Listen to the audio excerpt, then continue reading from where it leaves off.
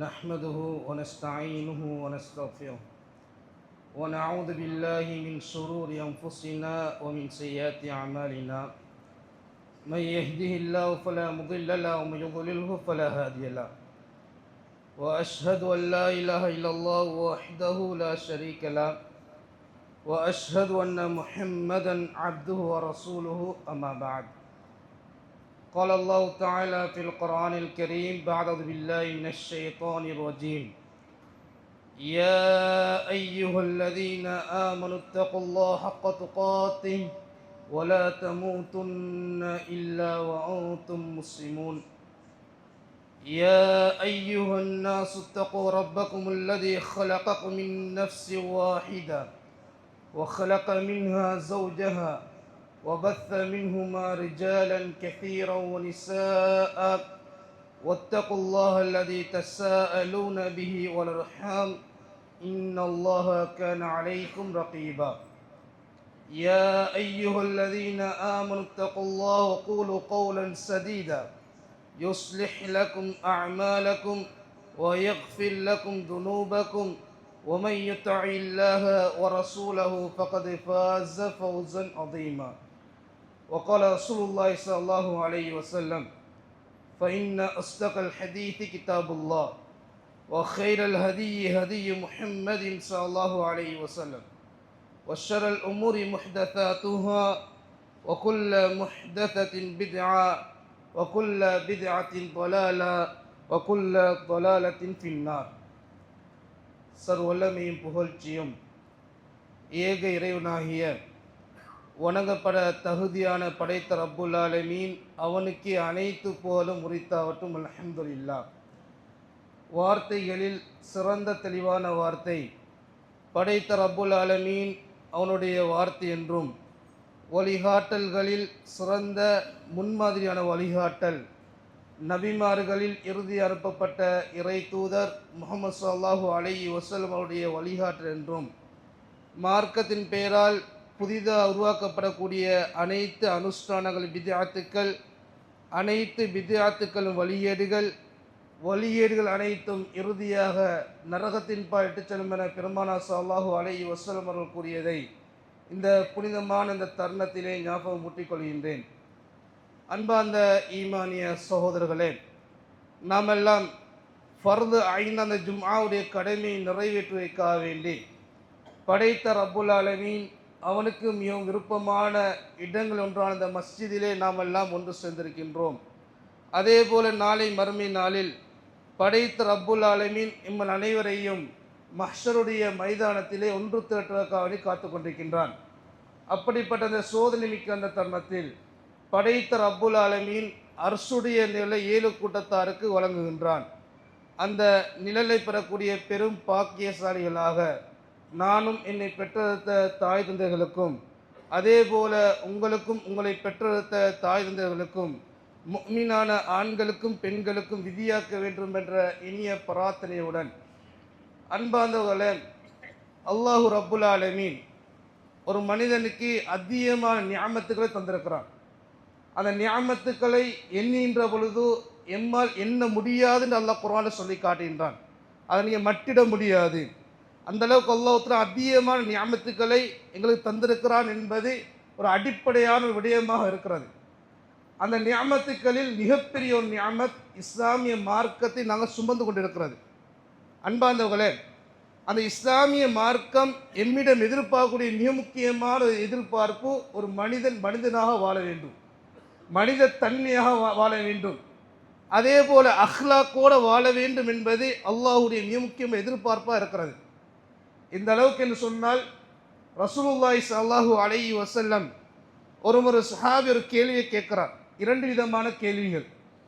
அதில் ஒரு கேள்வி, அல்லாஹ்வுடைய தூதரே, ஒரு மனிதன் சுவர்க்க நுழைவதற்கு அதிகமாக நுழைவிக்கப்படுவதற்கான காரணம் என்ன? 2வது கேள்வி, ஒரு மனிதன் நரகத்துக்கு போவதற்கான காரணம் என்ன? இப்போ 2 விதமான கேள்விகளை ஒரு சஹாபி கேட்கிறார். இப்போ முதலாவது கேள்வி, ஒரு மனிதன் சுவர்க்கத்துக்கு போவதற்கான காரணம் என்ன?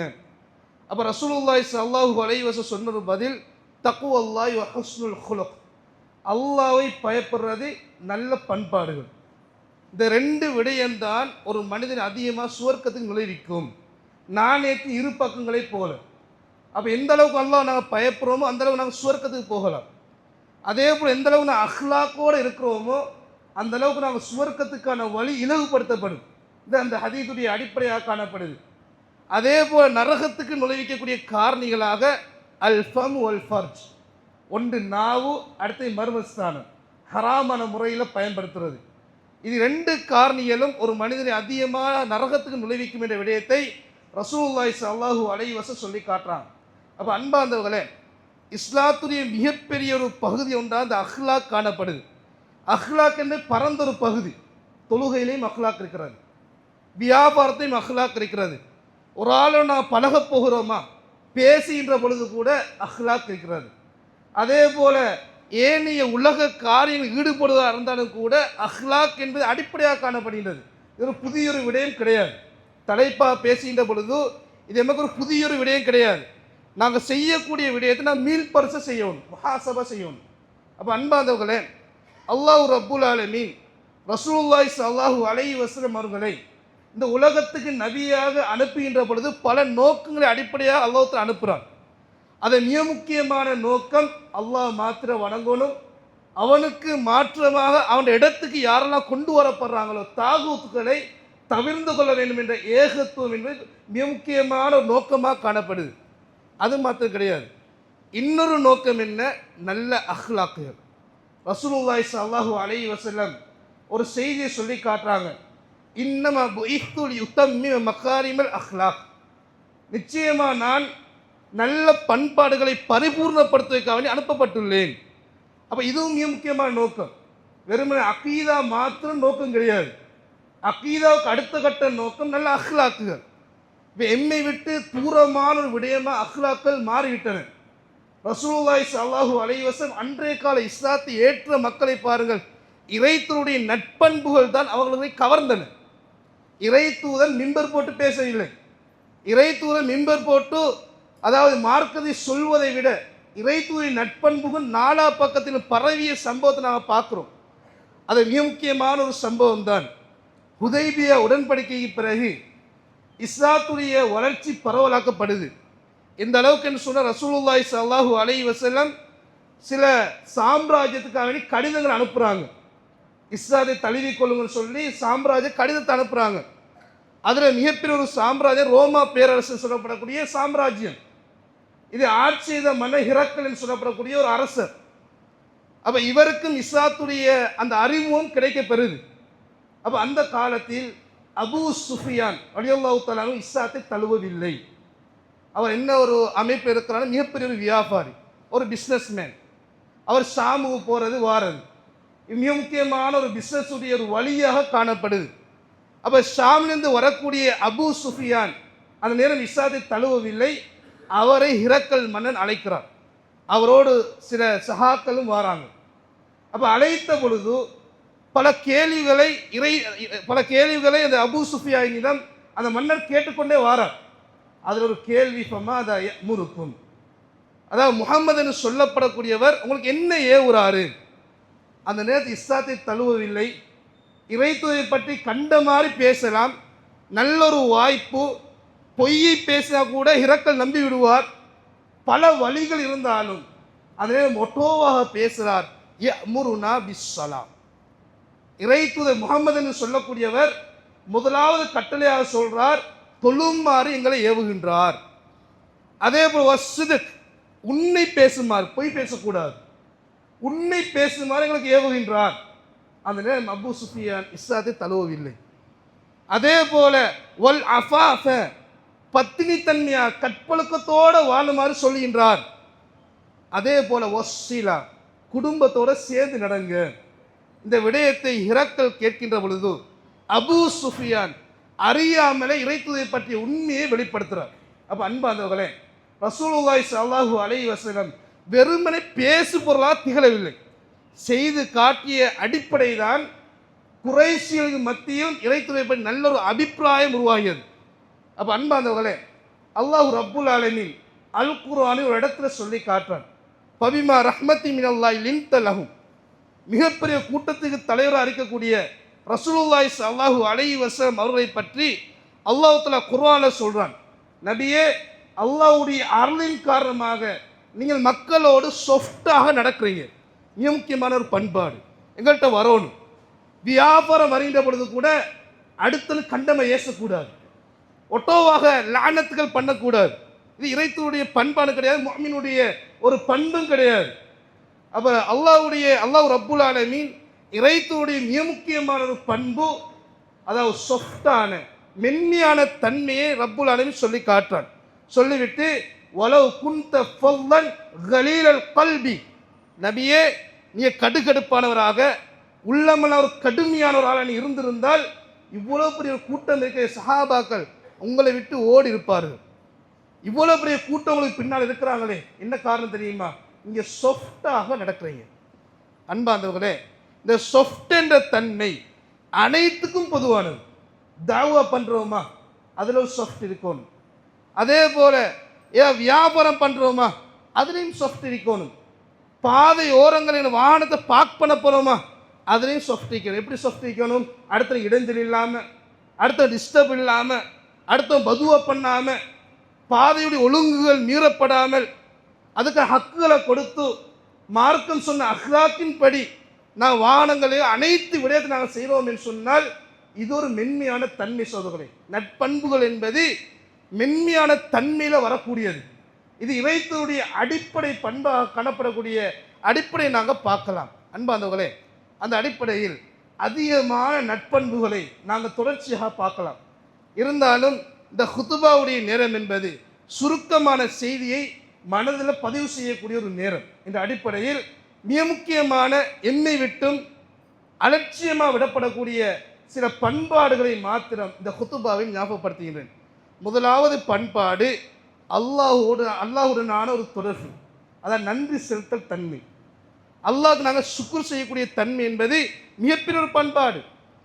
அதாவது உயரமான கண்ணியமான ஒரு பண்பாடு. படைச்சவங்க நாங்கள் சுக்குர் செய்கிறது. இது என்னை விட்டு ஒரு தூரமானதாக மாறிவிட்டது, எனக்கு தெரியாது. பிஸியான உலகம், பல விடயங்களுக்கு கிடைக்கிறது, அல்லாஹ் நான் மறந்து போகிறோம். அதிகமாக சொத்துக்கு அல்லாஹ் நியாமத்தா தார நான் மறந்து போகிறோம். ஆரோக்கியத்தை அல்லாஹ் நியாமத்தா தார நான் மறந்து போகிறோம். அன்பானவர்களே, ஒரு கணம் நாங்கள் சிந்திக்கணும். இந்த அல்லாஹ்வுக்கு நன்றி செலுத்துகிற தன்மை என்பது மிக முக்கியமான ஒரு அஹ்லாக் என்ற பகுதியை நாங்கள் புரிந்து கொள்ளணும். இந்த அளவுக்கு அல்லாஹ் குர்ஆன்ல சொல்றான், ஃபத்குரூனி அஸ்குருக்கும் வஷ்குரூலி வலா தக்ஃபுரூன். என்ன நீங்கள் நினைவுபடுத்தினால் உங்களை நான் நினைவுபடுத்துவேன், நீங்கள் எனக்கு நன்றி செலுத்துங்கள், மாறாக நன்றி கெட்டவராக நீ இருக்க வேண்டாம். அல்லாஹ் குர்ஆன்ல சொல்றான், லைன் ஷகர்துல் அஸீதனக்கும், உங்களுக்கு தரப்பட்ட நியாமத்தில் அதிகமாக்கப்பட வேண்டுமா, உங்களுக்கு தந்த நியாமத்துகள் கூடணுமா, அல்லாஹ் எதிர்பார்க்கக்கூடிய மிக முக்கியமான எதிர்பார்ப்பு நன்றி செலுத்துங்க. லைன் ஷகர்தும், நீங்கள் நன்றி செலுத்தினால் உங்களுக்கு இன்னும் நியாமத்துகள் கூடும், கூடிக்கொண்டே போகும். நீ அல்லாஹ் மறந்தீங்க சொன்னால் தண்டனை ஒரு பக்கம் இருக்கிறது. அப்போ அன்பாந்தவர்களே, இந்த அஹ்லாக் என்பது நட்பண்புகளின் மிக முக்கியமான ஒரு பகுதி என்பது, அதாவது அல்லாஹ்வுக்கு நாங்கள் சுக்குர் செய்கிறது. இது மிக முக்கியமான ஒரு பண்பு. நான் அல்லாஹ்வுக்கு சுக்குர் செய்யக்கூடிய இந்த அடிப்படை ரெண்டு அமைப்பை நாங்கள் பார்க்கலாம். ஒன்று, நாங்கள் வாயால் அல்லாஹ்வுக்கு நாங்கள் சுக்குர் செய்கிறது. இன்னொரு பகுதி இருக்கிறது, செயலால் நாங்கள் அல்லாஹ்வுக்கு சுக்குர் செய்யலாம். இந்த ரெண்டு பகுதியும் ஒரு முஃமினிடம் ஆழமாக இருக்கணும். ரசூலுல்லாஹி ஸல்லல்லாஹு அலைஹி வஸல்லம் அவர்களுடைய மிக முக்கியமான பண்பாக ஆயிஷா ரலியல்லாஹு தஆலா அன்ஹா அறிவிக்கிற ஒரு செய்தி நாங்கள் பார்க்கலாம். ரசூலுல்லாஹி ஸல்லல்லாஹு அலைஹி வஸல்லம் சந்தோஷமான ஒரு விடயத்தை கண்டுட்டாங்கன்னு சொன்னால் முதலாவது என்ன செய்வாங்க? துஆ செய்வாங்க. அல்ஹம்துலில்லாஹ் வரக்கூடிய துஆ நாங்கள் சுருக்கமாக அல்ஹம்துலில்லாஹ்னு சொல்கிறோம். அப்போ ரசூலுல்லாஹி ஸல்லல்லாஹு அலைஹி வஸல்லம் அல்ஹம்துலில்லாஹி அல்லதி பினிஅமதிஹி தத்திம்முஸ் ஸாலிஹாத், எவனுடைய அருளின் காரணமாக காரியம் சீர்பெற்றதோ அவனுக்கு அனைத்து போரும், எம்மால் எதுவும் நடக்கவில்லை, அல்லாஹ்வுடைய நாட்டம். எது நடந்தாலும் அல்லாஹ் நாங்கள் சுக்குர் செய்யணும். இது இறைத்தூதர் காணப்பட மிக முக்கியமான பண்பாடு. சகோதரர்களே, ஒரு சந்தோஷமான செய்தியை கண்டுட்டோம் என்று சொன்னால் பெருமை வரக்கூடாது.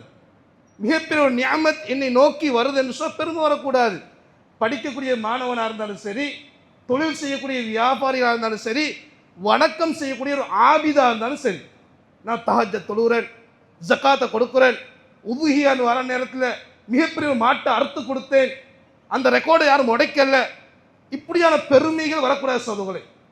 இவ்வளோ பெரிய வசதியான அமலை நான் செய்கிறேன்னா அல்லாவுக்கு எல்லா புகழும். என்னால் எதுவும் நடக்கலை, அவன் தந்தா நான் செய்கிறேன், அவ்வளோதான். அவன் தர நான் செய்கின்றேன். இந்த ஒரு அடிப்படை சிந்தனை உள்ளத்தால் நாங்கள் வர வேண்டும் சகோதரர்களே. இது வாயா நான் என்ன செய்யணும், ஒட்டோவாக அல்லாஹ் நாங்கள் புகழ்ந்துடணும். இது அல்லாஹ் எதிர்பார்க்கிறான்.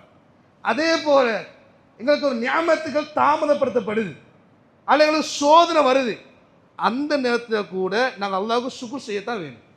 அந்த நேரத்தில் கூட காலத்தை திட்டுறது, அல்லது நேரத்தை திட்டுறது, அல்லது அந்த கோபத்தை அடுத்தாக்கிட்ட வெளிப்படுத்துறது, இதெல்லாம் இஸ்லாத்துடைய அடிப்படை கிடையாது. அந்த நேரத்தில் கூட ஒரு முஃமினை பொறுத்த வரைக்கும் அல்ஹம்துலில்லாஹி அலா குல்லி ஹால், அனைத்து நிலைமையிலையும் அல்லாஹ்வுக்கு எல்லா புகழும். இந்த ஒரு வார்த்தை எங்கள்கிட்ட வெளிப்படணும். அப்போ நியாமத்துக்கள் வெளிப்படுற நேரம், நியாமத்துக்கள் கிடைக்கப்படுற நேரம், முதலாவது ஒரு முஃமினுடைய நிலைப்பாடு வாயால் அவனுடைய நன்றி செலுத்தல் தன்மை வெளிப்படுத்தப்பட வேண்டும். இது அல்லாஹ் எதிர்பார்க்கிறான். இன்னொரு பகுதி இருக்கிறது, நாங்கள் செயல்களால் நாங்கள் செய்யணும். வெறுமனை வாயால் மாத்திரம் நாங்கள் புகழ்ந்து விட்டால் மாத்திரம் போதாது, அதுக்கான செயலாக நாங்கள் செய்யணும். அல்லாஹு ரப்புல் ஆலமீன் இந்த தாவூத் அலைஹிஸ்ஸலாம், சுலைமான் அலைஹிஸ்ஸலாம், இந்த தாவூத் அலைஹிஸ்ஸலாத்துடைய குடும்பத்துக்கு அதிகமாக நியாமத்துகளை கொடுத்தான். கொடுத்து விட்டு ஒரு இடத்துல அல்லாஹ் குர்ஆனில் சொல்றான், யஅமலு ஆல தாவூத ஷுக்ரா, தாவூதுடைய குடும்பமே நன்றியை செய்யுங்க. அல்லாஹ் அந்த இடத்துல நன்றியை செய்யுங்கன்னு சொல்றான், சொல்லுங்கன்னு சொல்லலை, நன்றியை நீங்கள் செய்யுங்க. அப்போ நன்றியை செய்யுங்கன்னு சொன்னால் அதிகமாக நாங்கள் உபரியான வணக்கங்கள் நாங்கள் செய்யணும். அதிகமாக அல்லாஹ் சொத்துக்களை தாரானா அது நன்றி செலுத்தக்கூடிய வழி என்ன? தர்மத்தை கொடுக்கணும், கடமையான ஜக்காத்தை கொடுக்க வேண்டும். வசதியை தாரான ஹஜ் செய்யலாம், அப்போ ஹஜ்ஜுடைய கடமையை நாங்கள் செய்யணும். வசதியை தாரானா ஊரில் ஒரு ஏழையான குடும்பம் இருக்கிறது, அந்த குடும்பத்துக்கான தர்மத்தை கொடுக்கிறது. அப்போ இதனூடாக ரப்புல் ஆலமீன் நன்றி செலுத்த தன்மை எங்களுக்கு தந்திருக்கிறார். அப்போ அன்பார்ந்தவர்களே, ஒரு முஃமினை பொறுத்த வரைக்கும் நிஅமத்துக்கள் கிடைக்கப்படுகிற பொழுது நன்றி செலுத்துகின்ற தன்மை வாயாலே வெளிப்பட வேண்டும். அதே போல அடுத்தது செயல்களாலே வெளிப்பட வேண்டும். அதிகமான பேரை பார்க்குற எப்படி தெரியுமா, நிஅமத்துக்களை எப்படி மட்டிடுறது, ஒரு வித்தியாசமான கோணத்தை மட்டிடுறாங்க. சில நேரங்கள் நிஅமத்தை எப்படி மட்டிடுவது என்று சொன்னால், என்னை மேலுள்ள நபர்கள் நாங்கள் பார்க்குறது, அது படிக்கக்கூடிய மாணவனாக இருந்தாலும் சரி, அதே போல் தொழில் செய்யக்கூடிய வியாபாரியாக இருந்தாலும் சரி, எப்படி யோசிக்கிறது, அவனை விட எனக்கு குறைச்ச அப்போ நாங்கள் யோசிக்கிறோம். அப்புறம் ஒரு காரணம் நாங்கள் யோசிச்சோன்னு சொன்ன சோதர்களே, அல்லாஹ்க்கு ஒரு போது நான் நன்றி செலுத்த மாட்டோம். அந்த தன்மையை நாங்கள் தூக்கி எறிஞ்சிடணும்.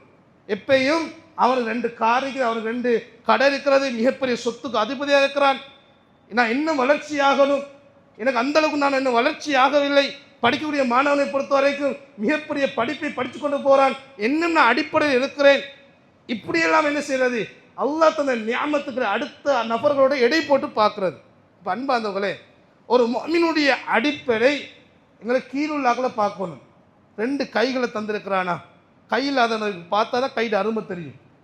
2 கால்களை எந்த விதமான குறையின்றி எல்லாம் தந்திருக்கிறானா, கால் இல்லாமல் நடக்கக்கூடிய அடுத்த உதவியோடு நடக்கக்கூடிய அந்த நபரை பார்த்தால் போதும் இந்த 2 கால்களுடைய அருமை. அதே போல எந்த விதமான கஷ்டமும் இல்லாமல் 4 ரோதடி வாரத்தை நான் ஓடுறேன்னா, காரில் ஓடுறேன்னா, அன்பாதவர்களே, அந்த வாகனம் இல்லாத நபர்களை பார்த்தால் தெரியும் அந்த வாகனத்துடைய நியாமத்துடைய அருமை. அதான் இஸ்லாமிய மார்க்கம் பூமியில் சுற்றி திரிங்கன்னு சொல்லுது. ஃபசீரு ஃபில் அர்த், பூமி நீங்கள் சுற்றி திரிங்க, பல அற்புதங்கள் காண கிடைக்கலாம். அது மிக முக்கியமான அற்புதம், சில நியாமத்துக்களை இழந்த நபர்கள் நாங்கள் பார்க்கலாம். நியாமத்துன்னு சொன்னால் எங்கட பாரு நியாமத்தை இழந்தவர்கள், ஆனால் அல்ஹம்துலில்லாஹ் அவர்கள் ஏதோ வாழ்ந்து அல்லாஹ்வுக்கு சுக்ர் செய்யக்கூடிய அடியார்களாம் இருப்பார்கள். அப்போ எங்களை விட குறைந்த அடிப்படையாக வாழ்ந்து கொண்டு இருப்பார்கள். இப்போ இப்படியான ஆக்க நாங்கள் பார்க்குற நேரம் எங்களுக்கு அல்லாஹ்வுடைய நியாமத்து அருமை தெரியும். இப்போ எங்களை பொறுத்த வரைக்கும் நாங்கள் சந்தோஷமான இடங்களுக்கு தான் அதிகமான முறை நாங்கள் விசிட் பண்ணுவோம். அதே போல் சந்தோஷமான இடங்கள் அதிகமாக நாங்கள் போவோம். இன்னும் ஒரு பகுதி இருக்கிறது, துக்கமான இடத்துக்கு போய் பார்த்தா தான் தெரியும் நியாமத்துடைய அருமை. அந்த நேரம் நான் ஒட்டவாகவே அல்ஹம்துலில்லாஹ் ஆரோக்கியமாக நான் வாழ்கிறேன், அல்ஹம்துலில்லாஹ் நான் ஹஜ்ஜை எந்த விதமாக குறையின்றி நான் செஞ்சுட்டேன், அல்ஹம்துலில்லாஹ் உபுகியவருடைய பாக்கியம் எனக்கு கிடைச்சிருக்கிறது. இப்படி நான் என்ன செய்வோம், நியாமத்துடைய அருமையை நாங்கள் புரிவோம் சகோதரர்களே. அப்போ இந்த ஒரு அடிப்பை நான் என்ன செய்யணும், என்னோட வாழ்க்கையை நாங்கள் அமைச்சு கொள்ளணும். அப்போ எந்த நேரத்திலும் அல்லாஹ்வை நாங்கள் மறக்கக்கூடாது. அல்லாஹ்வுடைய நாட்டம் இல்லாமல் எதுவும் நடக்காது. அல்லாஹ் அல் குர்ஆன்ல ஒரு மிருகத்தை உதாரணத்துக்கு சொல்கிறார். சின்ன ஒரு சூரா, அதாவது 30வது ஜுஸ்ல வரக்கூடிய மிக முக்கியமான சூரா. அந்த சூறாவில் ஒரு மிருகத்தை ரப்புல் ஆலமீன் அல் குர்ஆன்ல சொல்லி காட்டுறான். இதை ஏன் சொல்லி காட்டுறான்? எம்மை போன்ற அடியார்களுக்கு ஒரு படிப்பினைக்காக இருப்பதற்காக வேண்டி. அந்த வசனத்துடைய அடிப்படையை பாருங்க. அல்லாஹ் தஆலா தண்ட படைப்பு மீது சத்தியம் செய்கிறான். அல்லாஹ்வுடைய மிக முக்கியமான ஒரு சுன்னா, அவன் படைப்பு மீது அவன் சத்தியம் செய்வது. எங்களை பொறுத்த வரைக்கும் அல்லாஹ்வுடைய படைப்பின் மீது சத்தியம் செய்வது ஒரு சிறிய ஒரு இணை வைத்தல். ஆனால் படைத்த ரப்புக்கு மாத்திரம் அனுமதி இருக்கிறது. அவனை அனுமதி உருவாக்கியது, அவன் சத்தியம் செய்யலாம். இப்போ அல்லாஹ் ரப்புல் ஆலமீன் அல் குர்ஆன் சொல்லி காட்டுறான், வல் ஆதியாத்தி லப்ஹா ஃபல் மூரியாத்தி கதுஹா ஃபல் முகீராத்தி சுப்ஹா ஃபஅதன் நபிஹி நக்ஆ ஃபவசத் நபிஹி ஜம்ஆ இன்னல் இன்சான லிரப்பிஹி லகனூத். அல்லாஹ் அல் குர்ஆனில் ஒரு மிருகத்தின் மீது சத்தியம் செய்கிறான். அந்த மிருகம் என்ன? குதிரை. எப்படியான குதிரை? தீப்பொறியை கிளப்பி கொண்டு, குதிரையுடைய காலுடைய அந்த இறுதி பகுதி கல்லோட உரையிற நேரம் வரக்கூடிய தீப்பொறி, அது தீப்பொறியை கிளப்பி கொண்டு அதிகாலையில் வெளிக்கிளம்பி எதிரிகளுக்கு மத்தியில் பாய்ந்து யுத்தம் செய்யக்கூடிய குதிரையை அல்லாஹ் ரப்புல் ஆலமீன் இந்த இடத்துல உதாரணமாக சொல்லி சத்தியம் செய்து காட்டுறான். இது அல்லாஹ் தஆலா குர்ஆன்ல சொல்லிவிட்டு அடுத்த வசனம் சொல்றான், இன்னல் இன்சான லிரப்பிஹி லகனூத். நிச்சயமா மனிதன் படைத்த ரப்புக்கு நன்றி கெட்ட அடியானாக இருக்கிறான். இப்போ அன்பாந்தவர்களே, இந்த இடத்துல ரப்புல் ஆலமீன் ஒரு குதிரையே சொல்றான். குதிரையுடைய நடவடிக்கையை விளங்கப்படுத்துறான். குதிரை செய்யக்கூடிய காரியத்தை விளங்கப்படுத்துறான். விளங்கப்படுத்தி அடுத்த கட்ட மனிதனோடு இணைக்கிறான். எப்படி இணைச்சு சொல்றான்? நிச்சயமா மனிதன் தன் ரப்புக்கு நன்றி கெட்ட அடியார்களாக இருக்கிறாங்க. அன்பாந்தவர்களே, இந்த செய்தியுடைய யதார்த்தம் என்ன? ஒரு குதிரைக்கு ஒரு எஜமான் இருப்பான். அந்த எஜமான் என்ன செய்கிறான்? குதிரைக்கான தண்ணியை வைப்பான், குதிரையுடைய பராமரிப்பு செலவுகளை பொறுப்பெடுப்பான், குதிரையை பாதுகாக்கிறான், குதிரைக்கு அனைத்து வசதிகளையும் அந்த எஜமான் செய்கின்றான். அப்போ இந்த எஜமானுக்கு ஒரு விசுவாசத்தை எப்படி வெளிப்படுத்துகிறது? தண்ட உயிரை கூட துச்சமாக மதித்து எதிரிகளுக்கு மத்திய குதிரை பாயுது. அப்போ இந்த குதிரைடைய நன்றி உணர்வு மனிதத்தை இல்லாமல் இருக்கிறதே என்ற விடயத்தை ரப்புல் ஆலமீன் அல் குர்ஆன்ல சொல்லி காட்டுறான். அப்போ அன்பாந்தவர்களே, நாங்கள் சிந்திக்கணும். நாங்கள் எந்த ஒரு அடிப்பை நாங்கள் வாழ்ந்து கொண்டிருக்கிறோம்? இந்த நன்றி தன்மை என்னோட வாழ்க்கையில் காணப்படுதா? அல்லாஹ் குர்ஆன்ல சொல்கிறான் இல்லையா, வ கலீலு மின் இபாதிய ஷகூர். சொற்பமானவர்கள் தான் அல்லாஹ்க்கு நன்றி செலுத்துகிறாங்க. அந்த சொற்பமான நபர்கள் நாங்கள் சேர்ந்து கொள்ளணும். அப்போ நன்றி செலுத்துகிற தன்மை என்பது என்னோட உள்ளத்தில் உதிப்பாக வேண்டிய ஒரு பகுதி. சோதர்களே, இந்த தன்மையோட வாழ்க்கைக்கு தூரமாக இருக்குதுன்னு சொன்னால் அல்லாஹ்வுடைய சோதனை நெருங்கும். அல்லாஹ் ஒரு மனிதன் ரெண்டு விதமாக சோதிப்பான். ஒன்று, அல்லாஹ் யாரை விரும்புகிறானோ அவர்களை சோதிக்கிறது. இன்னொரு பகுதி இருக்கிறது, அல்லாஹ் தன் நியாமத்துக்கை புறக்கணித்து ஏதோ உலகத்தை வாழ்கிறோம் என்று சொல்லி அல்லாஹ் மறந்து வாழ்கிறாங்களே அவர்களையும் அல்லாஹ் சோதிப்பார். ஆனால் வரலாற்று நெடுகளையும் குர்ஆனை நாங்கள் பார்க்கலாம். அல்லாஹ் அல் குர்ஆன் சொல்லி காட்டுறான், வதரபல்லாஹு மஸலன் கரியத்தன் கானத் ஆமினத்தன் முத்மஇன்னா. அல்லாஹ் ஒரு அழகிய ஒரு கிராமத்தை சொல்கிறான். எப்படிப்பட்ட கிராமம்? அந்த கிராமம் பாதுகாப்பானது, அமைதியானது, எந்த விதமான ஒரு அபாயகரமான செயல்கள் கிடையாது, ஒரு சாந்தியான ஒரு கிராமத்தை ரப்புல் ஆலமீன் குர்ஆனை உதாரணமாக சொல்கிறார். அந்த கிராமம் எப்படிப்பட்டது? அனைத்து ரிஸ்குகளும் நாலாபுறத்தில் வரும். அப்படியான ஒரு சொகுசான கிராமம். இந்த கிராமம் செய்த ஒரு வேலை ஃபகஃபரத் பி அன்உமில்லாஹ். அல்லாஹ்வுக்கு நன்றி கெட்டவராக வாழ்ந்தாங்க. அல்லாஹ் நன்றி கெட்டவராக வாழ்ந்த காரணத்தினால் எதை நிஅமத்தா ரப்புல் ஆலமீன் கொடுத்தானோ அதை சோதனையாக மாற்றுறார். இப்போ பசி, பட்டினி, பயம் என்பது இதெல்லாம் இல்லாமல் ஒரு நிஅமத்தாக கொடுத்தார். அப்போ அல்லாஹ் மறந்து வாழ்ந்ததால பசி அவர்களை பிடித்தது, பயம் அவர்களை பிடித்தது. என்ன காரணம்?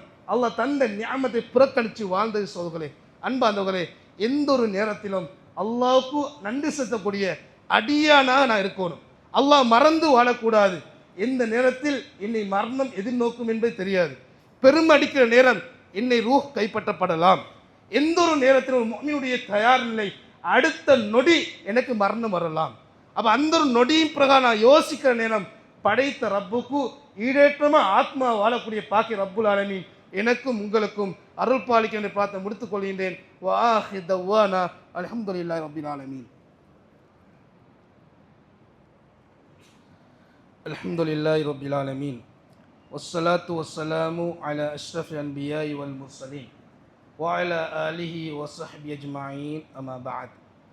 அன்பார்ந்தவர்களே, முதலாவது ஹுத்பாவில் ரசூலுல்லாஹி ஸல்லல்லாஹு அலைஹி வஸல்லம் அவர் நட்பண்புகளாக இருந்தாங்க என்ற விடயத்தை சில அறிவிப்பின் பிரகாரம் குர்ஆன் சுன்னா என்ற அடிப்படையில் நாங்கள் பார்த்தோம்.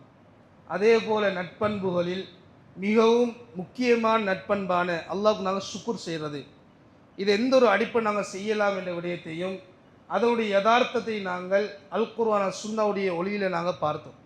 அதே போல் இரண்டாவது ஒரு பகுதி ஒரு நீண்ட ஒரு தலைப்பாக இருந்தாலும் ஓரிரண்டு விடயங்களை மாத்திரம் சிந்தனைக்கு பதிய வைத்துக் கொள்வது இந்த நேரத்துக்கு பொருத்தமாக இருக்கும் என்ற அடிப்படையில் இன்னொரு பகுதியை மாத்திரம் குறிப்பிட்டு விட்டு இந்த கொத்துபாயை நான் முடிச்சுக்கொள்கிறோம். அப்போ அன்பார்ந்தவர்களே, இன்னொரு பண்பு இருக்கிறது, இந்த மன்னித்தல் விட்டு கொடுப்பென்ற பண்பு என்னை விட்டும் ஒரு தூரமாக்கப்பட்ட ஒரு பண்பாக மாறிவிட்டது.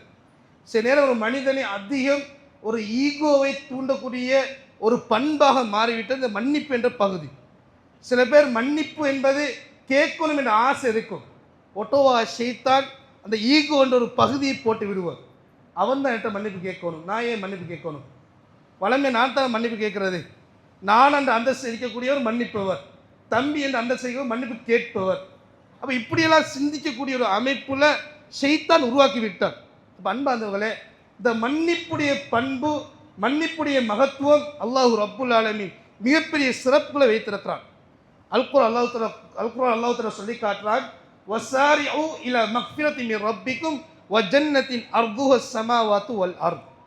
அல்லாஹ் தஆலா அடியார்களை பார்த்து சொல்றான், அல்லாஹ்வுடைய மன்னிப்பின் பால் நீங்க விரைந்து வாங்க, சுவர்க்கத்தை பால் விரைந்து வாங்க. இந்த சுவர்க்கத்தை அல்லாஹ் தஆலா ஒரு உதாரணமாக விளங்கப்படுத்துறான். சுவர்க்கத்தை அல்லாஹ் வர்ணிக்கிறான். இந்த சுவர்க்கம் எப்படிப்பட்டது சொன்னால் அர்துஹு ஸமாவாத்து வல் அர்த், வானம் பூமியை போல விசாலமானது. அப்படிப்பட்ட சுவர்க்கத்தை ஓடி வாங்க, மன்னிப்பின் பால் ஓடி வாங்க அல்லாஹ் குர்ஆன்ல சொல்றான்.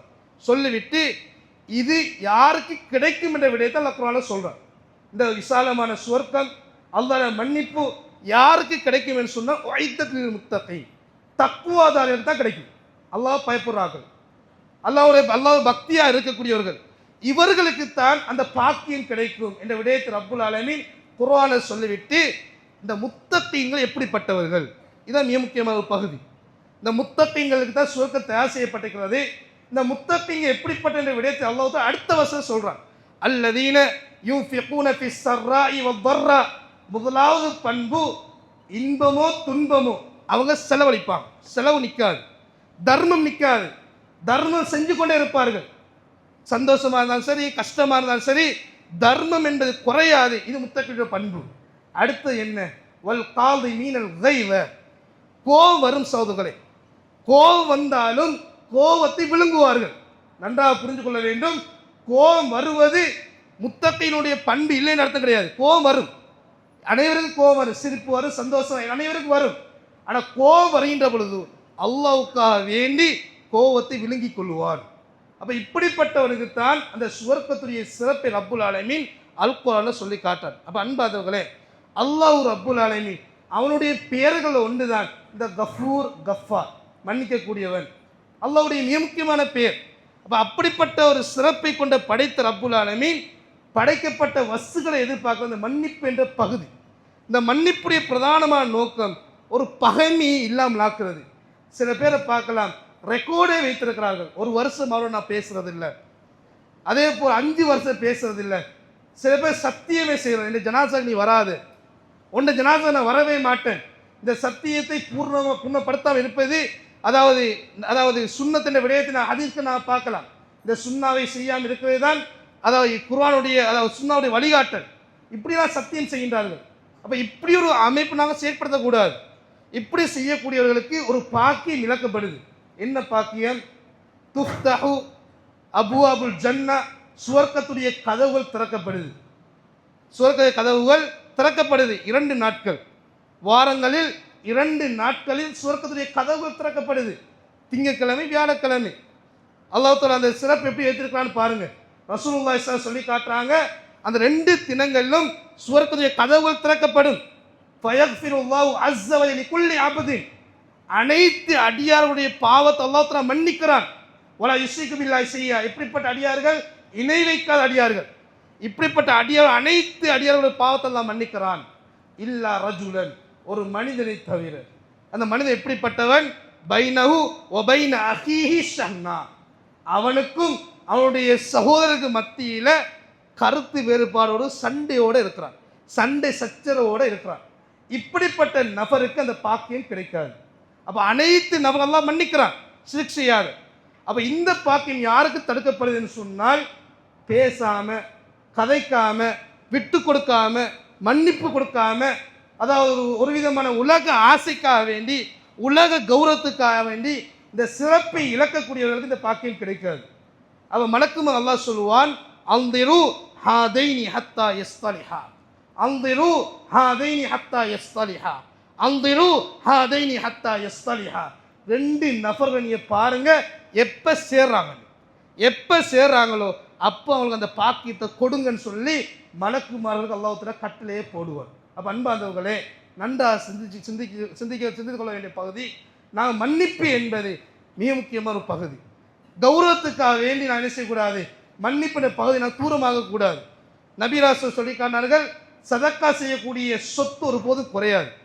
அதே போல மன்னிப்பு கேட்கக்கூடிய அடியாண்ட கண்ணியம் ஒரு போதும் குறையாது, அதிகரித்து கொண்டே போகும். அன்பார்ந்தவர்களே, எனவே அல்லாஹ்வுக்காக வேண்டி நான் என்ன செய்யணும், இந்த அஹ்லாக்குகளை கடுமையாக நான் பின்பற்றணும். அஹ்லாக் என்ற பகுதி என்பது ஒரு கசப்பான ஒரு பகுதி. அது அனைத்து விவகாரங்களையும் நாங்கள் அதை ஃபாலோ பண்ண கசப்பான ஒரு பகுதியாக மாறிவிட்டது. அல்லாஹ்வுக்காகவே நான் அஹ்லாக்கோடு இருப்போம். எந்த நேரத்திலும் அல்லாஹ்வுக்கு நான் சுக்ர் செய்வோம். அதே போல் விட்டு கொடுப்பு மன்னிப்போட எங்களோட வாழ்க்கையை நாங்கள் அமைச்சுக்கொள்வோம். எல்லா ரப்புல் ஆலமீன் இந்த அஹ்லாக்கின் ஊடாக எப்படியான நன்மைகளை எதிர்பார்க்கிறானோ அந்த நன்மைகளை பரிபூர்ணமாக அடையக்கூடிய பாக்கை ரப்புல் ஆலமீன் எனக்கும் உங்களுக்கும் அருள் பருகினை பார்த்து முடித்துக் கொள்கின்றேன்.